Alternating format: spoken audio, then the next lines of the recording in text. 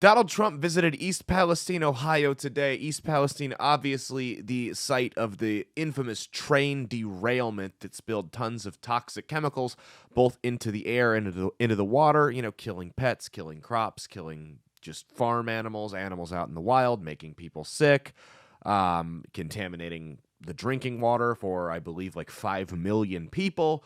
Complete disaster. Completely ignored by the Biden administration.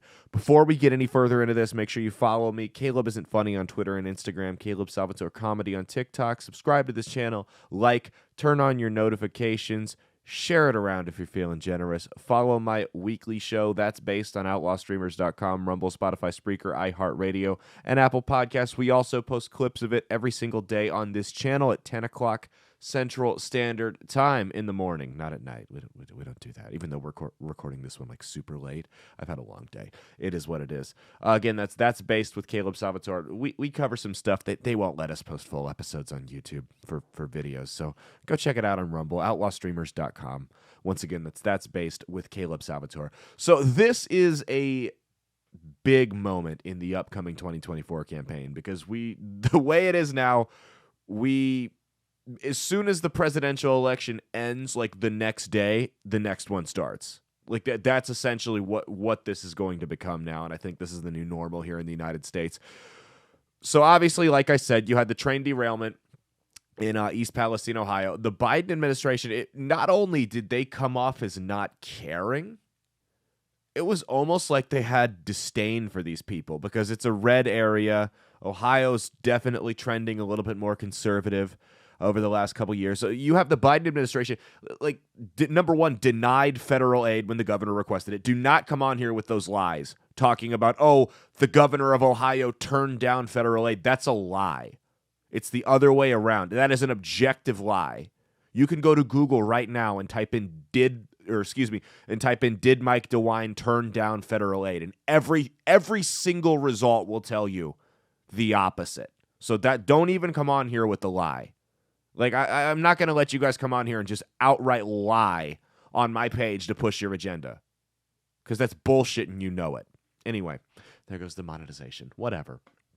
I'm not doing I'm in a mood today, okay? We're not doing this crap. So not only did they turn them down for federal aid through FEMA, Pete Buttigieg came on, the Secretary of Transportation, right? Pete Buttigieg came on, and when they asked him about, well, first off, he was talking about like the race and sexuality of construction workers. He didn't even he wouldn't even talk about it. And then they finally got him to answer a question about it in an interview, and he said, well, thousands of trains derail every year, so it's not really a big deal. Apply that logic to literally anything else. Like, imagine if there was a serial killer in town, right? And like the lead detective on the case came out and went, well, thousands of people get killed every year. I mean, what are you going to do? Like, it sucks, but, what are you going to do? It's horrible. You're the Secretary of Transportation. The fact that thousands of trains derail in what's supposed to be a first world country every single year, and you don't even care, like, that's enough reason to boot you out of the job. Well, you look at him, you look at Karine Jean-Pierre, you look at that Sam Brinton weirdo that steals luggage, Rachel Levine. These people are diversity hires. Completely unqualified for the job, and it shows. This is what happens when you hire people for no reason other than the fact that they check woke boxes and they score you internet points. This is what happens when you don't hire qualified people, when you hire based on affirmative action. This is what happens. And we're seeing it right now with these morons. I'm sure, I don't care. I think the Secretary of Transportation should be the best man for the job, period. I don't care if he's straight, gay, black, white, male, female. It doesn't matter. I don't care who it is. I said it on That Space. The fact that we know who the Secretary of Transportation is tells you how bad the Secretary of Transportation is. Like, he's like the long snapper on a football team. You only know who he is if he royally screws up. Right? That's the only reason, that anyone should, the average guy should know his name. You know what I mean? Is if he royally messes up. So where was Joe Biden while Donald Trump was visiting East Palestine, Ohio? Well, he was falling down the stairs of Air Force One in Poland while he was over shilling for Ukraine, the country that owns him, the country that his son has shady business deals where he gets 10% cuts from. That country. So Joe Biden, he not only was he over there shilling for them, promising them another $500 million, he is now going to, and you can look this up, this is true, Joe Biden is now going to, on behalf of the U.S. government, the U.S. taxpayer, not only is he going to provide military support for Ukraine, he's going to help pay pensions for government employees on our dime in Ukraine. We have crumbling infrastructure here. You said it yourself. Thousands of trains derail every year. And your focus is on paying pensions for government employees in Ukraine? It's completely asinine. It's completely insane. You can see where his priorities lie. And what it comes down to is the fact that he has disdain for red states. And Ohio, let's be real, Ohio's a red state. If this happened in California, if this happened in Washington, if this happened in Illinois, in New York, in Massachusetts, do you think Biden would be in Ukraine? Do you think that the Secretary of Transportation would just be all la-di-freaking-da about it? Like, no big deal, who cares? Of course not. This is war. Not literal shooting war. This is a figurative war right now. And they've declared it by leaving these people in Ohio out to dry. There's no other way around it. And when you look at when disasters like this happen, if leaders take charge, that is such a defining moment for them in the public eye. Like you look at Bush and Giuliani with 9/11. Those guys' approval ratings were through the roof, right? When you look at DeSantis in Florida with the hurricanes, they got crushed by hurricanes. And he was on TV. He was in charge. He was dealing with it every single day. And that you saw what he did to Charlie Crist, destroyed him. You go to the other end. Cuomo. I mean, I didn't agree with how he handled COVID, but he was out front and in charge and in front of every camera every single day. And you saw what his approval ratings did until he got all gropey and blamed being Italian, I'm Italian. I don't do that unless it's with my wife, you know what I mean? And it's consensual, right? So, but the point I'm trying to make here is when a governor or a president or even a former president puts themselves at the face of a disaster like that, at the face of a critical moment, when they're constantly out front and they're that guiding force that's like, hey, we're going to get through this. I'm going to make sure you get through this. Sometimes that's enough to push the public in their way, right? To push the general consensus toward them. Like I remember I used to have this manager. I worked at a hardware store. I'm not going to tell you where. It was a chain type, like hardware, outdoorsy type store when I was in college. And on the most busy days, like you'd be slammed, customers would be screaming at you. And I had this manager who he would come in and I don't even know if he knew what he was doing or knew what he was talking about, but he seemed like he did, right?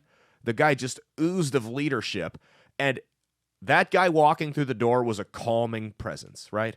You immediately felt better. You didn't feel as stressed. You didn't feel as busy.